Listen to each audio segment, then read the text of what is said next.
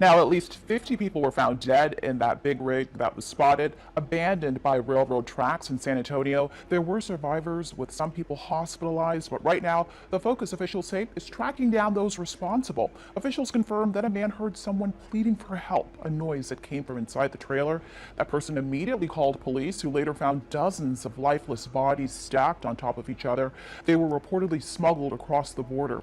Now, according to Mexico's foreign minister, 22 of the people who died, they were from Mexico. 7 were from Guatemala and 2 were from Honduras. They're still trying to identify the remaining victims. As for the survivors, there were about 16 individuals, including 4 children. They were in very poor condition, so weak that they needed help getting out of that truck. Now, several of those victims are still recovering from heat and dehydration and are in critical condition. The patients that we saw were hot to the touch. They were suffering from heat stroke, heat exhaustion, no signs of water in the vehicle. It was a refrigerated tractor trailer, but there was no visible working AC unit on that rig.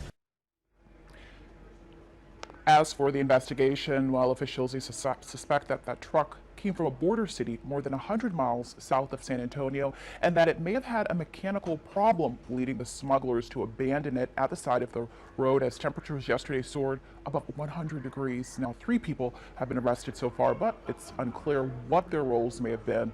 The governor of Texas blasted President Biden, tweeting that these deaths are on him. They're a result of his deadly open border policies. They show the deadly consequences of his refusal to enforce the law. Also, Democrats like Beto O'Rourke, he fired back, also tweeting that we need urgent action. He wrote, dismantle human smuggling rings and replace them with expanded avenues for legal migration that reflect our values and meet our country's needs. President